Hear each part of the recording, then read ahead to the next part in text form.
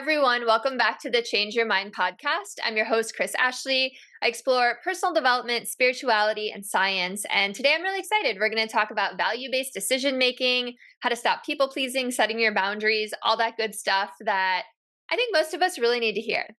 All right, first, a couple of quick announcements though. Head to the link in the show notes. You will find a link to sponsor the podcast. You'll find links to my free masterclass, free downloads. You'll definitely find a link for my book, Change Your Mind to Change Your Reality. It was endorsed by Bob Doyle, Michael Beckwith, Marcy Shimoff, all from The Secret, and a bunch of others, John Gray. And let's see what else. Oh, courses, and of course, all the links for my lovely guest as well. So speaking of my guest, with me today, Hi, I'm Kris. When I was younger, I went through trauma that caused me to feel broken and lost. But my life changed after I had a spiritual awakening. Since then, I've dedicated my life to studying and learning from masters all around the world that have helped me to create a life of fulfillment and abundance beyond my wildest dreams. Now I'm dedicated to sharing everything I've learned so that you don't have to suffer for decades like I did. I've seen people's lives completely transform, and I share it all right here. I have Kristen Odegaard, and Kristen is a women's life coach. She's also an educator, trainer, fitness fanatic, and mom who is passionate about personal growth, wellness, and living intentionally. Kristen's mindset coaching empowers women to create more calm, ease, and joy in their lives without guilt, overthinking, or requiring other people to change. So welcome, Kristen. I'm really glad you're here. Thank you so much for having me. I am really looking forward to this conversation. This is one of my favorite things to talk about. So I will probably have too much to say. That's all good. I'd rather it be that way than not enough. Yeah. Cool. So you said you listened to a couple of podcasts of mine before, so you know how I start every episode, and that is by asking my guest what their origin story is. So please tell me your story. How did you get to become a women's life coach who focuses on these things? Yes, thank you. So my origin story, of course, like lots of people, it wasn't always smooth sailing. And so I generally start this in about 2016. And at that point, I discovered my husband at the time was having an affair. He wanted a divorce. I was trying to fix our marriage. Our kids were 5 and 9 at that time. And I was really just at loose ends. We eventually separated. And then the following year, as our divorce was finalizing, I was having to move. My mom was diagnosed with stage 4 brain cancer. And so there was just this complete upheaval of really everything I knew in my life. My parents lived just a few blocks from us, so we were very close. So my family as I knew it no longer existed. I wasn't in the home that I wanted to be in, trying to support my kids and grieving from some of these different losses. And I was going through therapy, which most people need. That was helping with some of the depression. But I also got to a point then where in my life it's like, what's next? It's not so much that I'm depressed or feeling anxious anymore with those clinical diagnoses, but I need somebody to help me figure out what's next, because all of my dreams and hopes that were kind of centered along this traditional nuclear family sort of structure wasn't there. And I found that I had a really hard time even imagining anymore. I didn't know what to do. I didn't know where to start. And so that's where I had discovered coaching.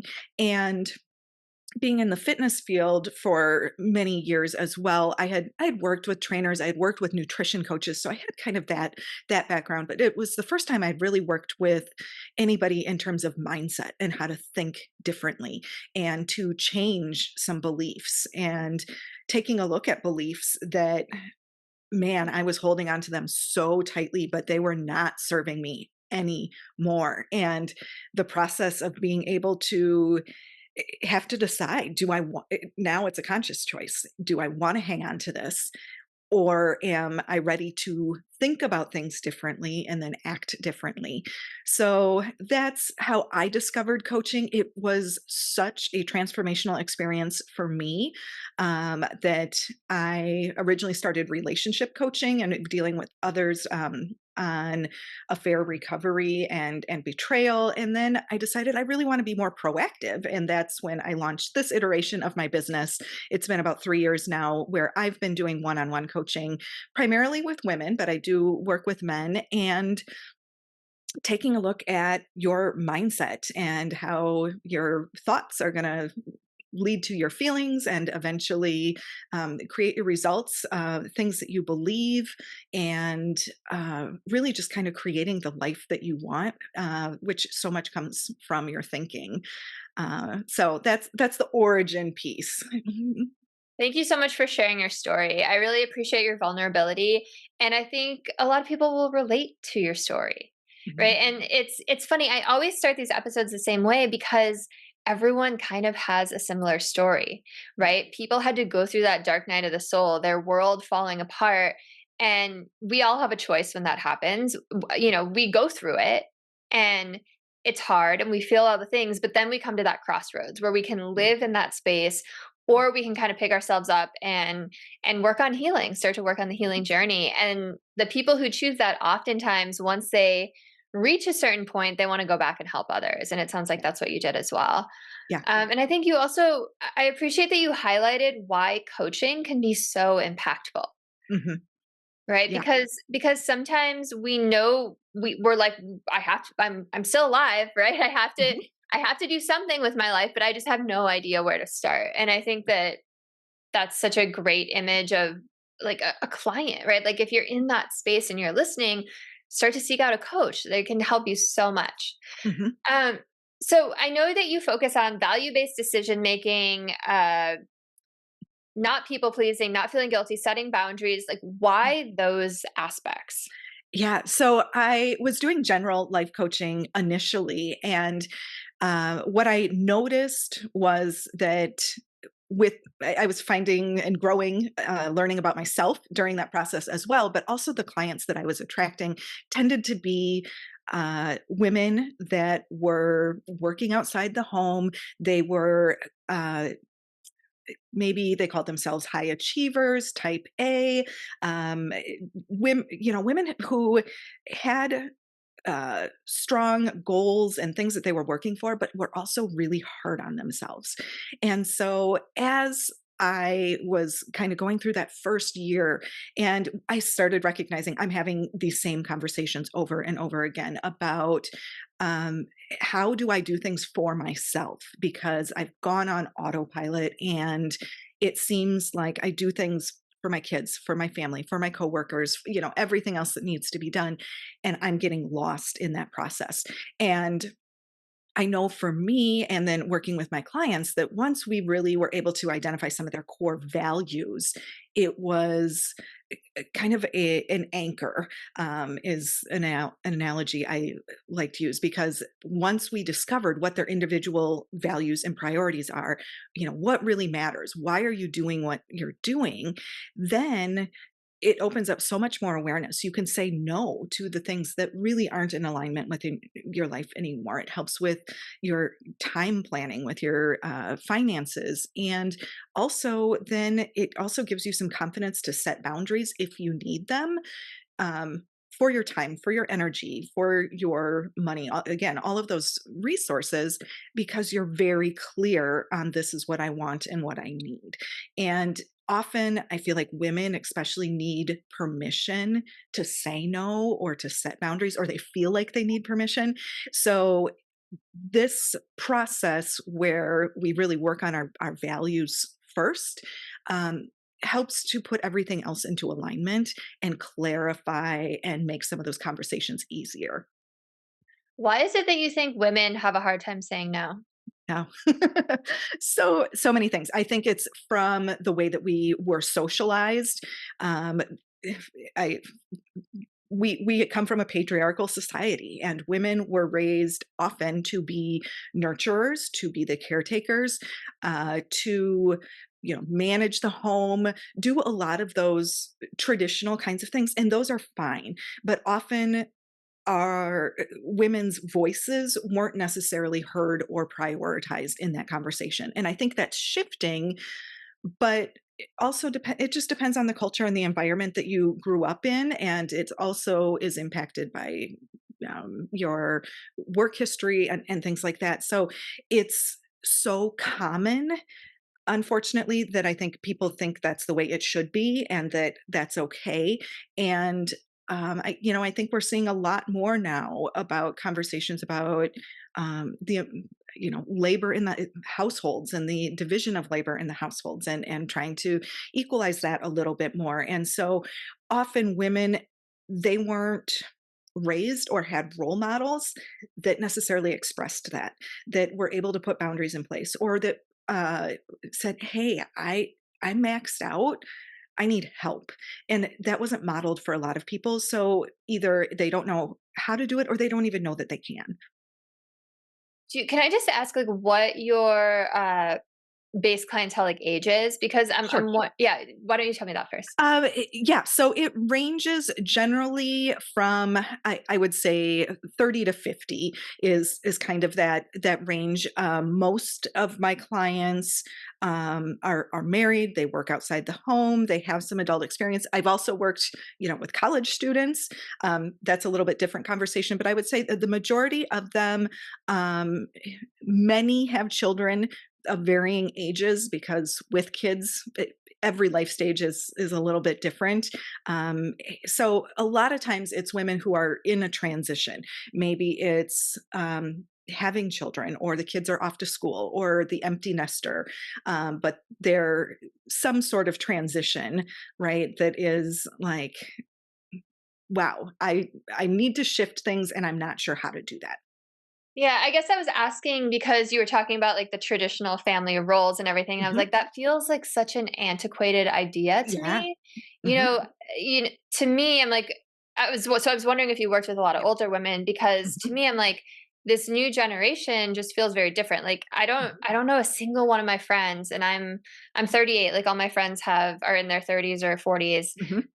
I don't know a single friend who the woman takes care of all the household stuff, Yeah. or that all the childcare stuff, right? Like Mhm. everything is so divided and like shared.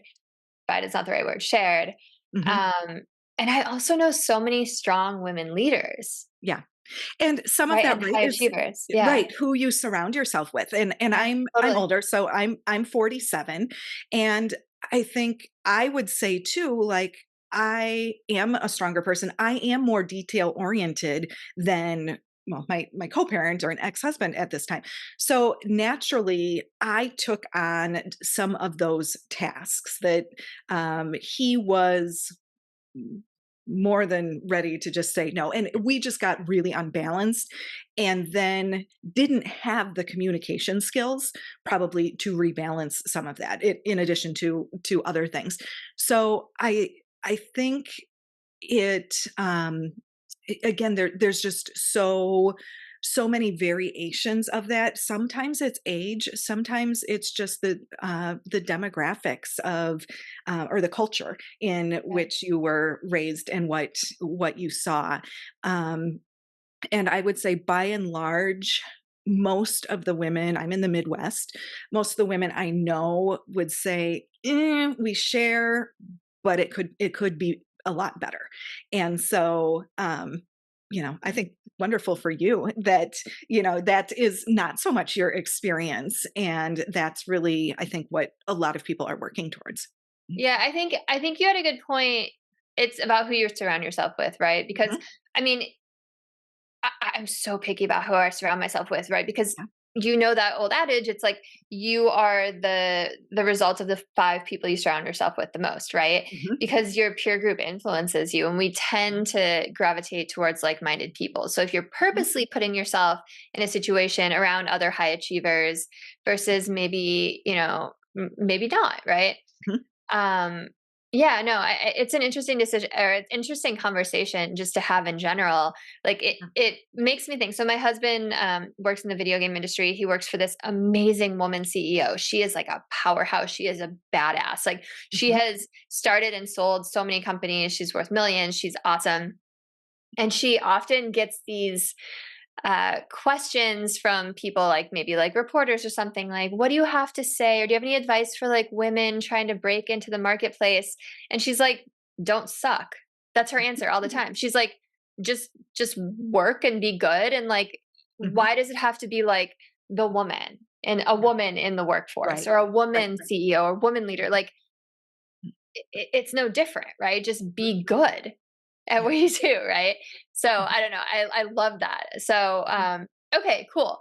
It's just so fascinating to talk about that, It right? is. It is.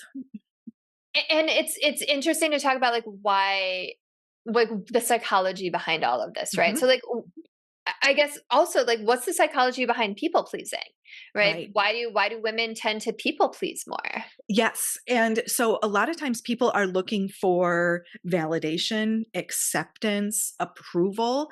And again, so much of that does go back to your childhood and your upbringing. So if you were a person who, um, not it's the very rare child that is going to have 100% of their needs met all of the time.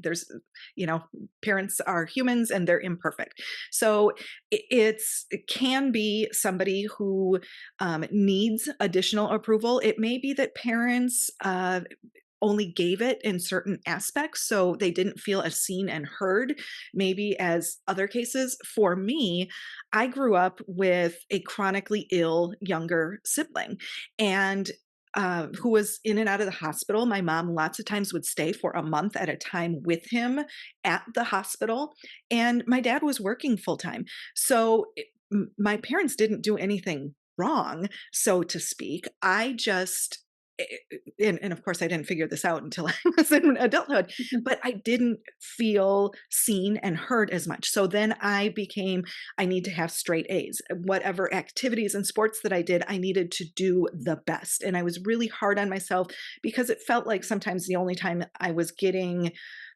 recognition at all was from external kinds of things. So it can be very individualized on where that comes from, but ultimately it's approval and validation. And if that, especially from parents, and even as you go into adulthood and that relationship changes with your parents, it might be harder to say no because they're always going to see you as this child and you're still seeing them in a different role. So having hard conversations, it's like, oh, I just don't want to go there. It's easier if I don't have the conversation at all. And so that people pleasing often, it just comes from wanting to make other people happy and or validation, acceptance, and approval. Yeah, that totally makes sense. And thank you for sharing your own journey because, so often we're like, oh, it was an abusive household or it was something Mhm. like that. And there's just a million different Yeah. experiences that people can have on planet Mhm. Earth, right? More than a Yeah. million, Yes. unlimited. So, and, psychology is so complex, right? It's Yes. not necessarily you can point to one thing. And especially kids under the age of 7 are just that's like when our personalities develop, when our Yes. lens develops. Mhm. Um, so these women that you work with who are people pleasers, are they aware of this or is it something that kind of like gets teased out as they're talking to you? Most of the time when they come to me, they have recognized it, and it shows up like, feeling resentful often Mm. that it has gone on for so long. Maybe it's with their partner and just feeling that, I my voice isn't heard in a certain aspect. It could be at work, or different places, but there is, resentment and anger that has built up, and I think sometimes people pleasing where people don't realize it is they think they're just being nice. And you hear all these cliche things, don't rock the boat, or some of or that, again, we're responsible for other people's feelings. And so we need to smooth things over. And so there's this idea that people are just giving and giving and thinking that you're doing the right thing, which is often trying to manage somebody else's feelings or their experience. And so when people come to me, they don't realize so much that that's impossible. That's part of the coaching, but they're like, I'm angry, I'm frustrated, I feel like, maybe my life is just like I'm on this hamster wheel that's just going, and I I don't love it, but I don't hate it, and I don't know how to change. Yeah, I think learning that you are not responsible for other people's feelings is like one of the most important lessons in life, right? Yes. Because we can't control how other people are going to react to us Mhm. because everyone sees everything through their own filters. For sure. Right? Yeah. Everything is so subjective. So we're really only responsible for our own feelings, our own Mhm. intentions, our own reactions or responses to something. Mhm. And I Mhm. think that's a really hard lesson for a lot of people to learn. Yeah, and it wasn't taught directly to, probably anybody who was, yeah, the millennial or Gen X or older stages, that it was something we maybe had to figure out. I mean, I grew up where people were, don't make mom mad, or, oh, you made Jenny sad, go apologize to her, as if I was responsible for her feelings. And so those kind of things, again, whether it's your parenting or the circles that you're in. So we grew up thinking, wow, I'm responsible for these other people's feelings. So being able to even let go of that idea was huge, and certainly a turning point for me, and something that we talk about a lot in coaching. Um, and we can anchor it again with what's really important to you. And a lot of times people aren't sure because nobody's really asked them in a while, or they haven't had permission to just imagine for a while. Like, you've had goals, and there comes kind of a point in your life, like you're graduating from high school, or maybe you're going to college, and you're on to the next relationship, or you're buying a house, or some of those more traditional kind of things, and we're future focused for a long time. And what happens to a lot of people is somewhere in there it can be a little bit more stagnant, and you're just more in the day-to-day grind versus a future focus. And so that is part of that too. And it's like things just get lost, and you go on autopilot to what is easy, and that's trying to keep other people happy and not worrying as much about myself. Totally. I think so many people get caught in that. Mhm. Right, like, when I in my own coaching practice, all I have to do is, like, walk them through exercises where they really do get to figure out what they want Mhm. and help them decide what it is they wanna figure Yeah. out, and it can just totally energize someone to the point where they then can just take off and go, right? Yes. It's like sometimes they just need that North Star, and they don't even know Mhm. what it is, and Yeah. I like what you're saying, like, a lot of this comes down to, like, unlearning all of these Mhm. patterns, right? Like, so much Yes. of personal growth is unlearning, Mhm. not necessarily learning. So, do you find that a lot of people don't make decisions that align with their own values? When they're in this kind of autopilot state, yes. And again, it's something that we weren't directly taught in a lot of cases, or feel like it's almost like I need permission to do this for some reason. And so, my theory really is, if you identify what you value, and then you live your life and you make decisions and you take actions from those values and the priorities, you create a life that's valuable to you, one that you enjoy, one that you want, one that makes you feel good. And so that's where we really just want to say, when you make decisions, and a lot of my clients, they're stuck in their head, they're overthinkers, and whether that's trying to keep other people happy or afraid of making mistakes, Mm, but they're thinking too much. And it's like, no, like, what's important, what is your North Star, what is your anchor, whatever analogy you want to use, and that can help you make those decisions with a yeah. lot more ease and less guilt, um, and uh, feeling more confident as a whole when you actually have a process.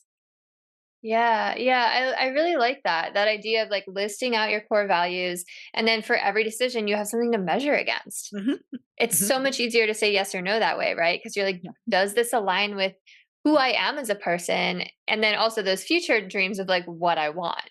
mhm, Yeah, no, that totally makes sense. I like that a lot. Um, so I know you mentioned too, like a lot of your clients are people who are really hard on themselves, and there's positive and negative to everything, right? right. There's good things about being Mhm, hard on yourself, right? mhm, You're gonna drive, you're gonna be a high achiever, but there's that negative side too. So how mhm, do people unlearn how to not be hard on themselves? Because right. that almost feels like something that's like hardwired into those type A personalities, right? Well, and it certainly can be. I always say that everything starts with awareness, because it's really hard to make any changes if you aren't aware of what it is. And Yeah, so right. that first part, when I'm talking with clients, is to start noticing the internal dialogue that you have. When you are feeling stuck or down or frustrated, whatever is coming up for you, what is your brain telling you?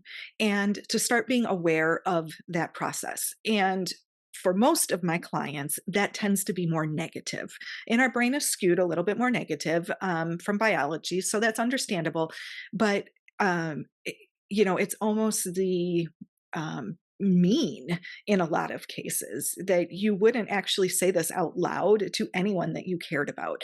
And if that is what your internal dialogue is, one, we need to recognize that and realize that that is just not helpful. For most people, if it's putting you down to that extent, you're not it makes it hard to achieve goals. There are some people who that can lead to some motivation, but I will often say if you have a boss who was telling you that you are, dumb and not good enough and that doesn't look good and everybody else is doing it better, at some point your drive to succeed just withers up for most people. There isn't that desire to keep working. And so if that's your internal thing and you're thinking, oh, this keeps me going, and what we often find is you've kept going despite how hard you are on yourself,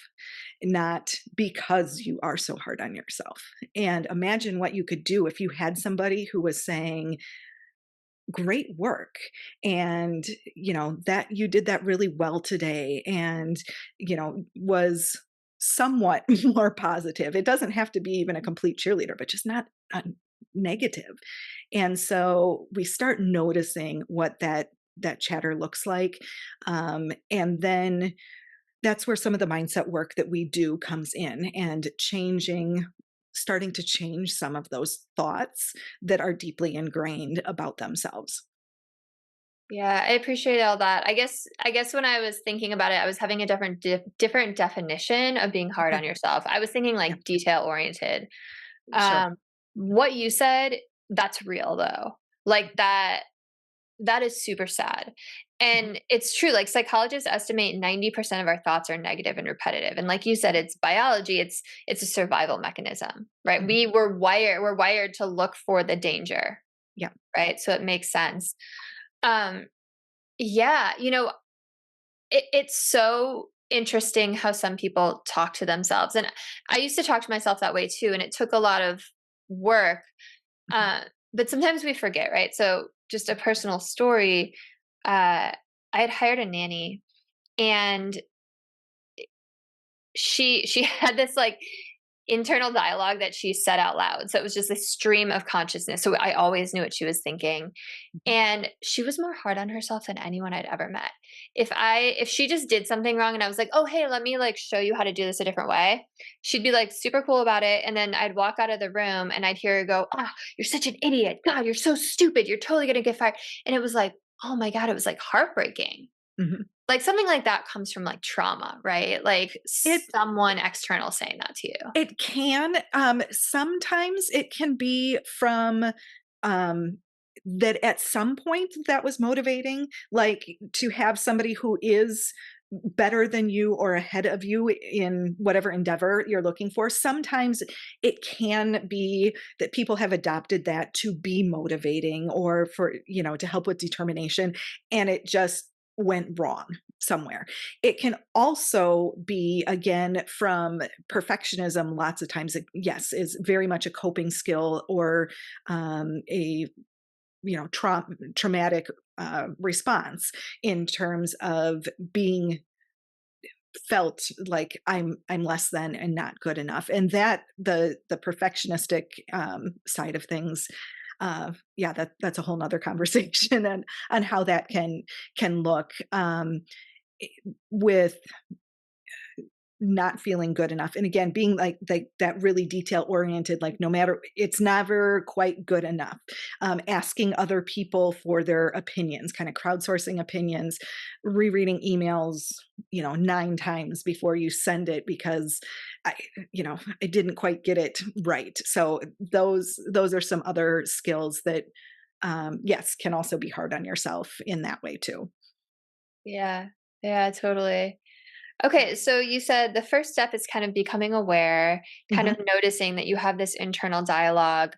And then how do you start to change someone's internal dialogue like that?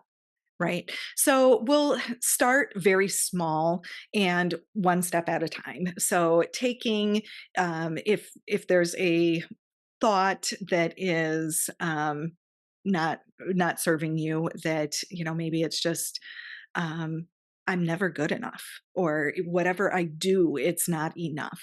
There's a lot of enough kinds of things that will come in there, and we break it apart in terms of, is this really true? Because chances are there are going to be instances in your life that isn't true, and you've just forgotten about them or you're not focusing on them. So there is a little bit of logic in the sense of taking a look, is this really true? And I'll also express it as, what else is true here? Mm. And at some point, then it kind of becomes a choice. Like, are you willing to believe that sometimes this isn't good enough, instead of it's never good enough? And we just start making little steps to change that thought so that when they're noticing it, you can redirect it and to subtly make it better. Some people can do a big jump at once. And once they see, like, oh, that's not really true, you know, and it's just gone. Others, if it's a deeply ingrained thought that you've held on to for a really long time, then um, it takes little steps. I was When I was first divorced and going through that process, I felt like just an absolute failure. Like Mm. this, I failed my kids, I failed myself, and that was just the overlying um, talk in my brain for a long time. And I had to let go and examine a lot of little thoughts that led to that. Like, why do I think, getting divorced versus being married? So sometimes we have to kind of dig a little bit deeper with what that means, but then slowly being able to redirect when I would catch myself thinking that I can redirect it, and being able to incrementally make changes, so that I was more conscious when with the talk that was going through my brain, and I didn't have to listen to everything that came up. Like, just because a thought goes through my brain, I don't have to believe that's true about me either. And so that was another just kind of important point, like, because it enters my brain does not mean it's true about me, and definitely not all the time. So it's unlearning, right? So many of those pieces, but changing your beliefs has a process to it, and it might be, like I said, for some people it can happen in the course of the conversation, and others were slowly pivoting over a matter of weeks to maybe even months to really kind of shift the line of your thinking. Yeah, it's funny that you said that. So while you were talking, I wrote down thoughts aren't true, and then you Yeah. said it, and it's that's like such a mind-blowing thing for a lot of people. Like, just because you have a thought doesn't mean it's true, Mhm. right? Um, I say this in my book that, like, and by the way, this is a lot of what I write about in my book too. But I said in my book, like, if you look up the definition of belief, or you look up belief in the thesaurus, one of the antonyms for it is truth. Like, the opposite of belief is truth, because your beliefs are just made up of your opinions or the opinions of others that you've adopted, and opinions Mhm. aren't founded in truth. So you could even go so far as to say, like, your beliefs are lies that you tell yourself, and then you completely build your life around these lies. Mhm. which Mhm. is which is why I love your process of, value based decision making. Like, instead of going with this old belief, let's talk about like what you hold important. Mhm. That's such a Yeah. great way to kind of like undo everything and like kind Mhm. of untangle that. Yeah. Okay, so you also mentioned, you mentioned guilt without saying the word guilt. Yeah. That you blamed yourself for so much of that, and like I like to say, guilt is punishing yourself before anyone else has a chance to, right? Like, For sure. like where we're growing up, it's like we're gonna get in trouble from our parents or our teachers or the Mhm. law or God or whoever. Mhm. But guilt is a hard one to overcome. So Yeah. talk to me about, how do people let go of guilt? Right. And again, a lot of that is a process, and we have to look at what's underneath it. Where is this coming from? And a lot of times it's going to be with beliefs that are deeply held, deeply felt, probably more than one of them. For me, it was partly religion, part of my own beliefs, and being uh, that kids needed two healthy parents in a household. And some of my guilt as I unwound that, again, multifaceted. In part, I was trying to take the higher road, not blaming my husband, ex-husband at the time. And so in my mind, then it had to be somebody's fault, and then it was mine. So if it wasn't his fault, then it was my fault. And so I had to unwind some of that again. Like, why does it have to be anybody's fault? And so pulling that apart, and then also, some of it, it takes time, when something like that's really emotional, and a lot of things going on. I think it does take some time and perspective, in cases, to be able to release that. But it was a lot of work to let go of some of those beliefs, about family, about marriage, about myself, and that ultimately it came down to, when I looked at how I behaved when guilt was prevalent, that wasn't how I wanted to show up in the world. And so it was, just bringing myself smaller, um, the whole blame game sort of thing. It's like, this isn't how I want to live. And so for me, it's like, I don't like feeling that. And that was part of going into my body, and like, what is this doing? Where does guilt feel? And it, blocks my throat, and it feels tight in my chest. And it was that I just don't want to stay here. And so that was part of my process. Um, but I'll also work with clients through that too. Like, physiologically, what does this emotion feel like for you? And is that something you want to feel more of? Or it, how can we look at releasing some of this, so that you can actually feel something different? I really appreciate everything you said, and I appreciate that process of feeling it in your body, and especially where it's like, a lot of times you just get to that point, like you said, like, I literally can't be here anymore. Like, I feel like I'm gonna die if I stay here. Yeah. And like you were saying, like, you didn't like how you behaved when you felt guilty. Also, like, what it does to your body, Hmm. right? It can cause illness, right? Holding on to anything like anger or rage or guilt or sadness or shame, like, that turns into disease. Yes. Hmm. So yeah, I think you're totally right that like a lot of people get to that point where they're like, something has to give. Hmm. Hmm. And the people who don't get to that point, unfortunately, sometimes illness happens and then that gets them to that point. Right. Mhm. Yeah. And that's for me with, in some cases, I have clients who, we can identify the thought that isn't working for them. Sometimes we start with the feeling, and where what is this doing, and then we backtrack and say, what are you thinking that is creating some of this? And so, again, with just how interconnected that is, um, for a lot of people, that's not something they're aware of.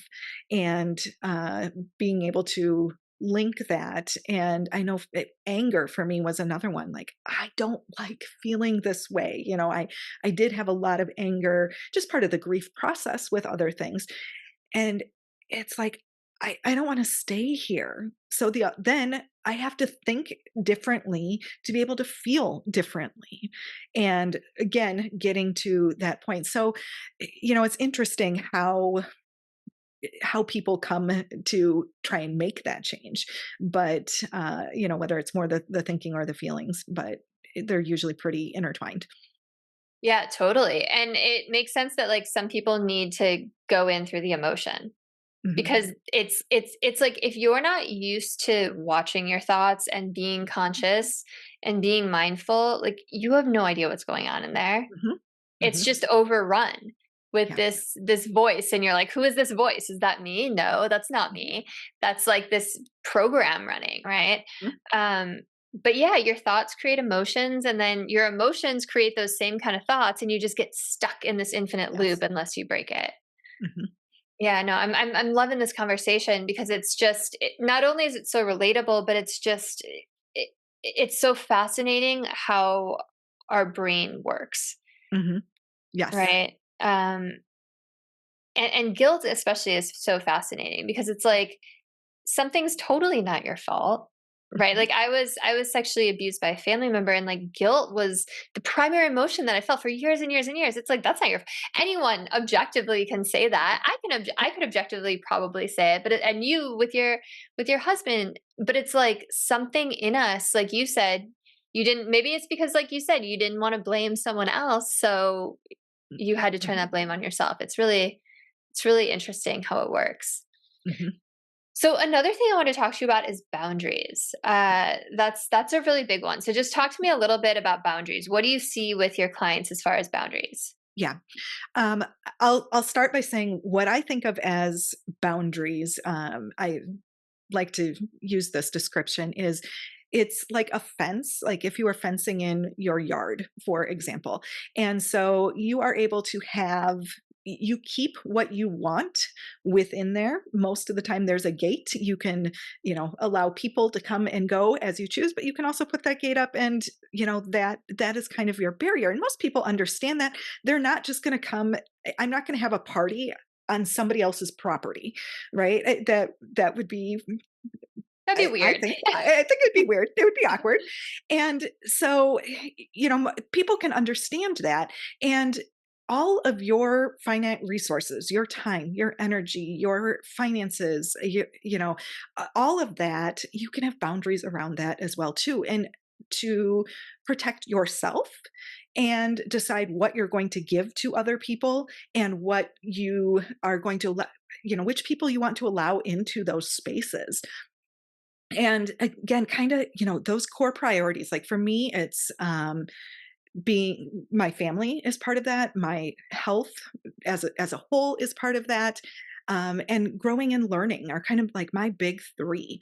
And notice work, for the most part, is not in there. And so I'm really good with my time boundaries, especially that, and I'm a single parent. There's only one of me. I want quality time with my kids, whether it's running around or spending time with them. And so I can say no pretty easily and set up my calendar as such that when I'm done, I'm done. On a day off, I do not look at my notifications are turned off, because for me, it's just not a priority. That work is important, and clients and the things that I'm doing are important. Um, but my family to me is more important. So it was really easy to set some of those boundaries, and I don't feel guilty about it. Um, and other people may not agree, and that's okay. But this is what is really important for me. So, again, kind of going back to those. And so, when you're able to set a boundary of that, if you're going to talk to me that way, I'm going to leave, or I'm going to hang up if it's a conversation, because you've decided that this relationship or whatever it is, or how I feel is more important. And the thing with boundaries, a lot of times people want other people to change. Like, you can't do that. You can't talk to me that way, or stop asking me to do that. And unfortunately, we can't control what other people do. And maybe it's not unfortunately, but we don't get to control what other people do. So the boundary is about you and what you're going to do. And so it's, um, here's here's what I'm willing to do, and I will have a conversation as long as this, and this, happens, and we don't discuss these things.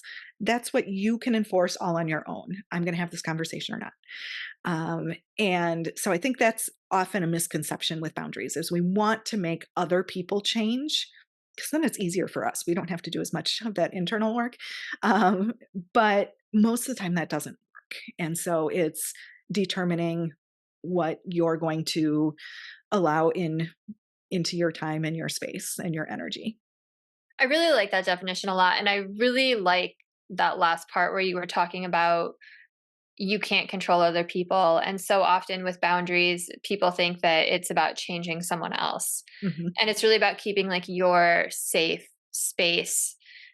And I appreciate that, because at first when you were talking about it, it's like, okay, I can control my calendar or something. And it's like, or I know what's important versus like work versus family. And it's like, yes, everyone, I feel like everyone can like jump on board with that. But sometimes things that aren't boundary, or sometimes things that don't appear to be boundaries, are boundaries. Mhm. And that's where it gets a little bit trickier. And I really like that you went there. Like, just a really fast personal example. I was a target of cancel culture once, and all these members of this community that I was a part of were spreading lies about me on social media.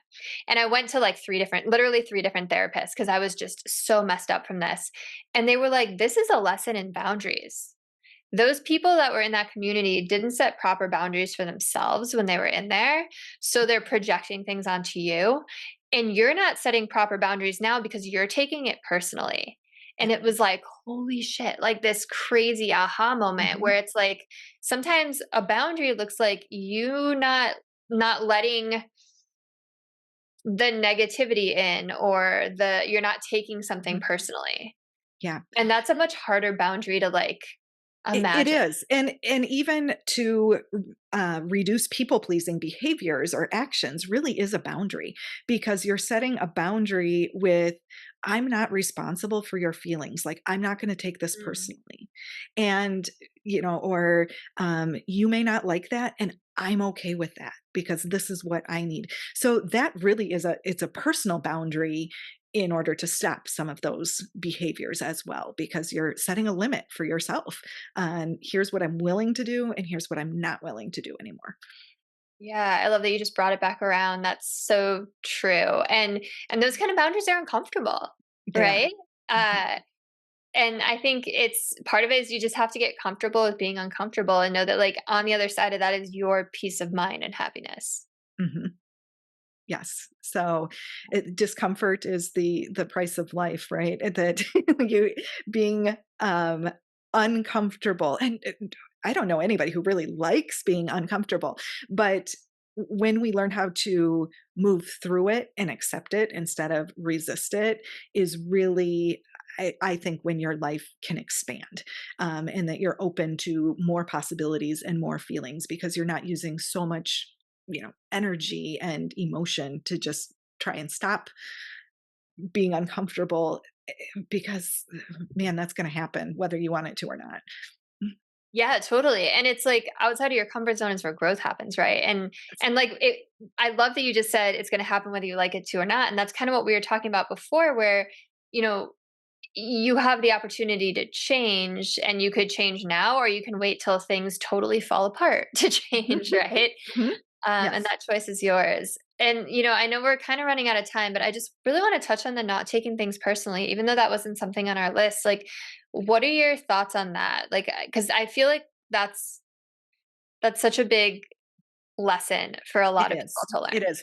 It is definitely a mindset shift that you have to be willing to believe, right? I mean, as we were talking about changing beliefs, if you believe that you are what I do, makes you feel a certain way, that's a mindset shift that will need to change in order to not take it personally.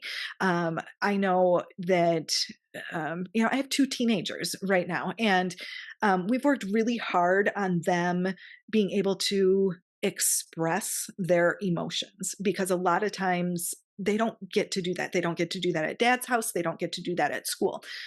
And so we were recently just traveling, tensions were high, they were frustrated, and people looking at it were, I don't know what they were thinking. But I was getting the look, and some stomping feet, and loud voices, and I literally was just like, oh, they're feeling frustrated, and it did not phase me at all. And we were walking around a lake, I'm like looking at the little ducks, and like they will move through their frustration. And when I've had that conversation, or other people have experienced it, they're like, well, like I'm supposed to fix that for them, but I can't. Like, those are their feelings and their emotions. And so part of that, again, is just that mindset shift of learning I'm responsible for my emotions, and that's a big job. Like, Yeah, right. It's full time now. that's a big job. I don't need to take on other people's emotions, so I let them have theirs and have mine. And so I am able to do that. Does that mean that sometimes my feelings still get hurt? Yes. And those kind of things. It doesn't mean that you're a robot. But recognizing that how people are acting, what they're saying, is from them. It's their experience, their perspective, their beliefs, whatever that is creating that for them. It's really not about you. Yeah, beautifully said. I love it. Yeah, and at some extent, on some level, they're choosing to feel frustrated, probably not Yes. consciously, because like you said, it goes through all of those layers. Mhm. Um, but yeah, yeah, totally. Yeah, So it's like anything else. So many of these are skills that the more you practice, the more natural that it feels, the stronger that it is that you can move on to the next level. And so it's kind of part of that growth process, and willing to try new things, willing to try thinking and experiencing new things. But for me, like I said, expansion is just the word that always comes to mind, because I felt so small when I was locked into what everybody else wanted, what I didn't know that I wanted, trying to push away feelings, all these things. And when I was able to release some of those, it's just the world got bigger. My emotions were, um, more that I could experience, more joy and more calmness and more of the good stuff as well. Um, and so I think that's just what makes this work so profound and so worthwhile, is just to be able to have bigger and better experiences. yeah, totally. Okay, so if there's any human beings listening that have experienced any of these things we've talked Yep. about, because they're It's so yeah, universal. it's the human experience. It really is. Yeah. Yeah. And they want to work with you, where can they find you? What do you offer? Where can they get in touch? Yes, absolutely. My website is coachwithkristen.com. And I also have a weekly podcast called Stop Overthinking. So a lot of it is the mindset work of various things that we have talked about. So you can find that on it's an audio podcast. So wherever you can get the audio podcasts, and social media, I'm Kristen Odegaard Coaching. So you can, and all of that is also linked on the website. So I do one-on-one coaching with clients, and it's all virtual. So it doesn't matter where you live or where you're located. We can work together, and usually with a package of sessions so that we can really see some progress. But all consults are free, and I'd love to have you check out my podcast, or give me a follow. And I love talking with people too. If you have any feedback, I'd love to hear it. Thank you so much. And just a little note, Kristen's podcast is amazing. So definitely go listen to it. Oh, thank you. Yeah, absolutely. Thank you so much for coming on.